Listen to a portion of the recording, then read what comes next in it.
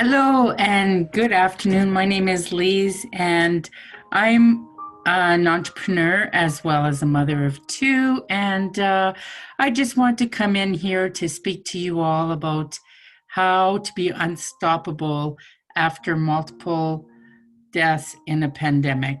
I recently went through this, and it wasn't an easy time at all. And the purpose of doing this presentation is to help families throughout the world that are dealing with this right now and that would like some support and find ways and possibly tools to help them to get through this. So it all started in March. The World Health Organization announces COVID-19 outbreak, a pandemic, and this happened on March the 12th. By mid-March, everything closes down. The borders, flights, schools, businesses, recreation centers. Employees have to work from home around the world, and basically the new normal is 2 feet apart, and people to stay home is prescribed by the WHO. So why I chose to talk about this is that pivoting in a pandemic and losing grip has led me to pivoting my emotional state to being unstoppable. I want to help as many people as I can because these times are unprecedented, and to let you know that you're not alone going through all this grief. The complexities of honoring those who have passed away without a funeral has been challenging, especially with closure.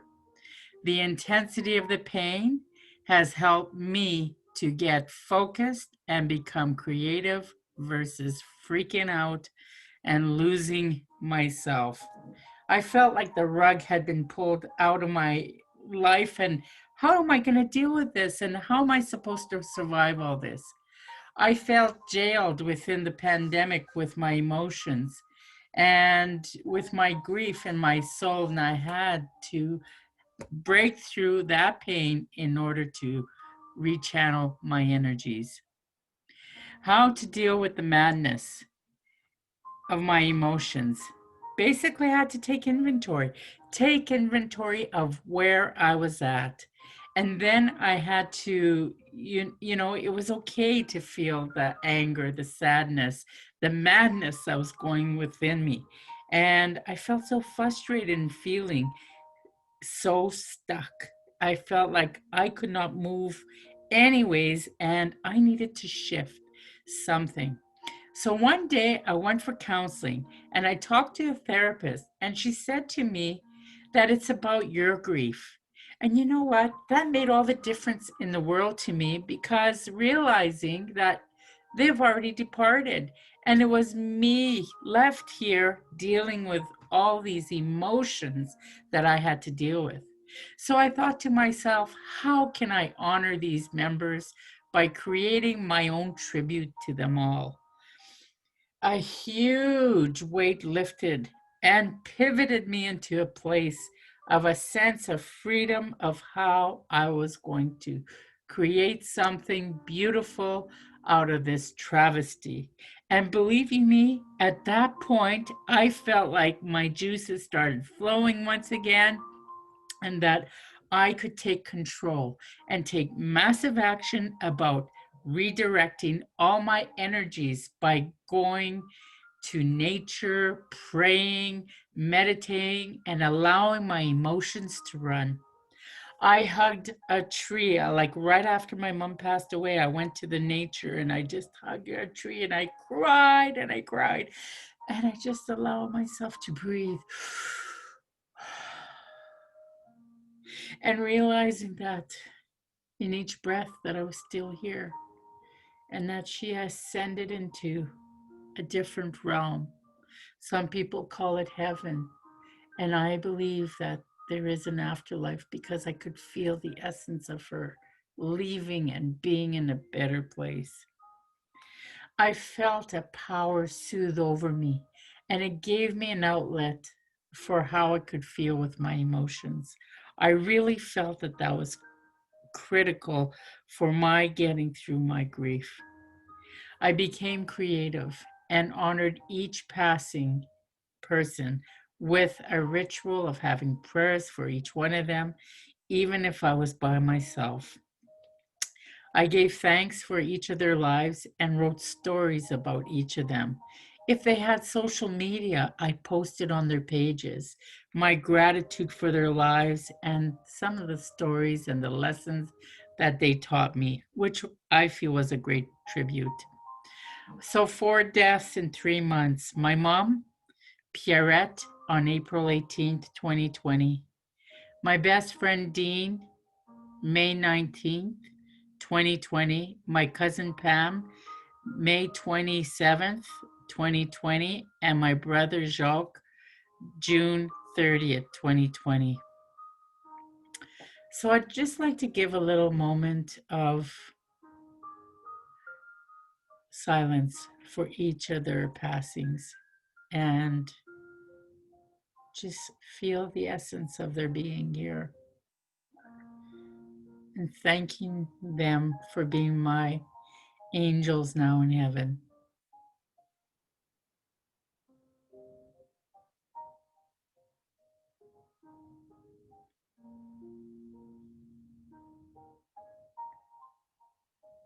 Thank you. Now, healing the trauma. I created a book of memories of my mom, along with a tribute letter. I wrote her and included in the lifeline she made in this booklet that you see that was here. And the amazing part of it is that I have the booklet here, and it took me a lot of time. Just to let you know, I got this book printed through Vistaprint. You could create it online, and they are very helpful to help create such a beautiful gift, memorial gift for anyone. So basically, what I did was I did the tribute letter, and this was her when she was 18 years old and she was pregnant with her first child. She was married at 17. And, this is a picture of her lifeline, of her life that she had done in January when I was visiting her. And basically, this became the contents of her book, of this book. So it kind of gave us the early years of her life where she lived, as well as some of the different milestones in her life that she lived. See her early years pictures, a bunch of black and whites. And it also included, some of her schooling years. And of course, when she became when she went to the church and she had her different ceremonies there. And then this is a picture of my mom and dad when they were dating, and then their wedding picture as well, which was awesome. And it went on into, her life with her siblings, as well as a picture of all of her children. And then because my mom was 81, I had pictures of all the kids, and they sent me pictures, and we jointly put them in this book. I arranged them so that all the kids had stories shared and pictures shared of my mother. And it's a really, really nice legacy piece. I also included the pictures of her grandchildren because they were so precious to my mother as well. And, they were able to actually put in some of their stories about their grandmother, as you can see. And they were very creative in putting information in there. She had 11 grandchildren. So, like I said, it did take me quite a bit of time, but what were you going to do during the time of grief and stuff, especially when you couldn't even have a funeral? So, I created this little booklet, and that really became kind of like my memorial piece of my mother. And one thing I wanted to say is that we grew up on the farm. And one of the greatest things that she taught us was basically, how to take care of the land. And she was very much into her chickens and raising cows and milking cows daily to help us to thrive on our family farm. And here you can see some more pictures of us at the farm, enjoying our good times, and all kinds of pictures. She loved her animals. There she's feeding a little puppy. And this really helped me, this booklet, because it showed that she lived a life, a very full life. And she gave from her heart and soul to the church, to the community, whenever there was different types of events. And the last of this page is A Life Well Lived, with her picture in the back with a poem. I can tell you that this experience of doing this book really helped me to see all the gifts that she shared, by doing the booklet, to remember all the things that she taught us, from prayers to the farming life, to raising children, the animals, the gardening, the cooking, the sewing and seeding and harvesting and sewing blankets. It goes on and on and on. So these pictures are also of right here is my mom made some of her favorite foods were tapioca, as well as making oatmeal cookies. And in January when we were there, we made her favorites, and it was amazing. I don't know, we were just doing all these things, and I really didn't know this was going to be my last visit with my mother, but I'm so grateful that we did all these things. There's a picture in the center there with my sons playing a game called Paradis with my mom, and they loved it so much. And the next picture is of her who made, she crocheted a bunch of plastic bags together. And this is really good, like for mats, so that you can put it on the ground and sleep on it. It's waterproof, and also is, you know, no bugs can go through there, which is fantastic. My mom really was up to taking on a challenge, so I challenged her to making some of these, and she was able to do it. Also, we loved going berry picking together, and we harvested every year berries, raspberries, apples, anything we can get our hands on. We canned and made all kinds of things. So, healing the trauma, telling my mom's story showed me that she lived a life with many lessons of how to be unstoppable. Each life experience is a seed to learn from.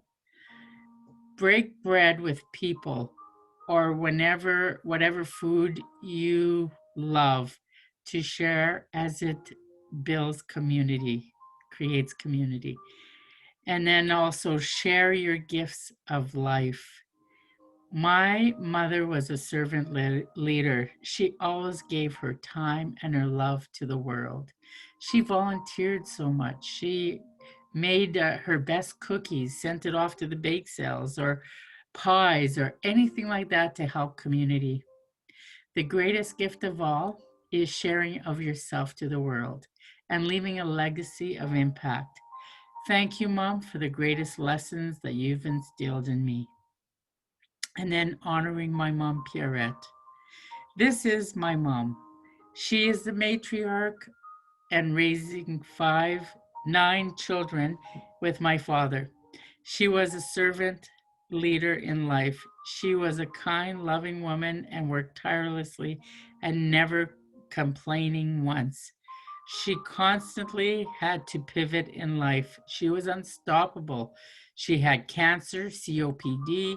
She had a pacemaker, 2 hip surgeries, and other ailments. My mom was my hero. She had visited me so much in my dreams, and the words unstoppable kept coming to me.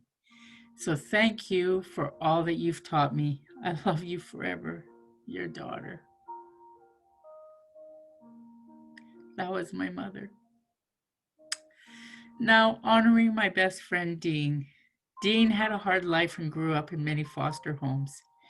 He had was bounced around from one place to the next. He lived in East Vancouver for many years and turned his life around and earned the name a kind man. He pivoted throughout his life to survive. He was an advocate, cultural advisor, and worked with the most vulnerable in society. Dean was unstoppable and always there to help. Thank you, Dean, for everything. Love your sister. This is a picture of him and I when we made drums together. And Dean was a cultural teacher, and he was Cree from Alberta here, and he gifted me with helping make drums. We made drums together. We went to ceremonies together. We prayed together and just helped the community as much as we did. He worked on many, many projects. Now, this is my dear cousin Pam. Pam was a very bright spirit, had a very bright spirit with a lot of spunk in her. And she was diagnosed with multiple sclerosis and ended up in a wheelchair for 20 years. And she was always upbeat, caring to everyone. She pivoted in her mind despite her illness, and her shining light will be missed. She had an unstoppable attitude of gratitude. Pam always knew how to be humble and grateful for everything, no matter the circumstances that we're in. So, love you, dear cousin Pam. Thank you for absolutely all your lessons. My dear brother had an incredible, colorful life. Jacques was always trying to take care of my older brother who had a disability, who frequently was bullied. He stood up to the bullies and ended up leaving home early due to stress. Like it just really bothered him because he'd get into a lot of fights, and eventually he ended up leaving, and he ended up in the streets of Vancouver, in the streets like drug using, and for 30 years. He pivoted his life though the last 6 years by cleaning up his life, and he inspired many of the homeless people. He would give his shirt off to help others. I will always remember his rock and roll and his unstoppable spirit of never giving up. Love your sister, Lise. Being unstoppable no matter what. What I learned from this journey is to look at the beauty in the mess of emotions. Take inventory and look at all the options to resolve the feelings inside. Take massive action to push through that pain. And on the other side, you will find the gift. The lessons shared are to transition students into teachers. And that's why I came here to share this story of inspiration. Life is full of challenges that can be turned to solutions in helping people to pivot. So build the best life ever. Take what happens and make it as seed to grow from. Feel the emotion of what is going on. Find a healthy outlet, such as nature, reaching out for help like I did, exercising, eating well, giving gratitude, prayers, and meditation. Transform the challenge to the gift. And transcribe the lessons and the gifts gained from the event, and shift the mindset to taking control to push through to the other side and share the gifts with the world, for you are the gift. And be the best authentic version of yourself every day. So the tools that helped me through this time were grief resources, meditation, listening, and grief stories. So I've listed the grief resources that I utilized here, as well as the meditation that I use to help me through the time. Now, I went to different modalities of helping, like from the Cree elders to the monks with the great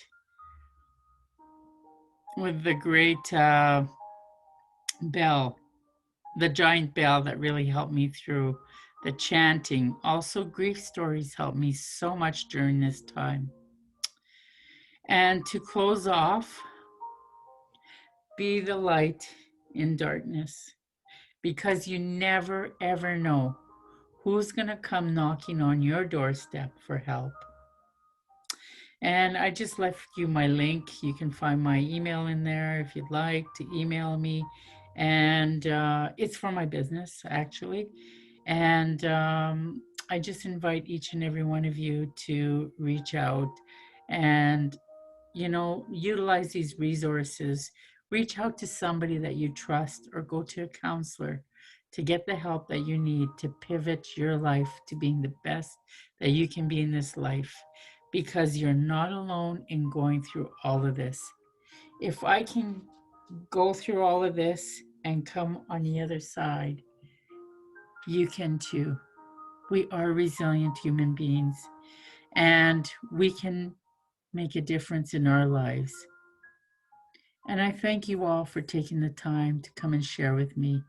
My spirit is lifted, and I know from the bottom of my heart, my mother would want me to do this and to tell you all to be unstoppable. Have a great day. Blessings to each and every one of you.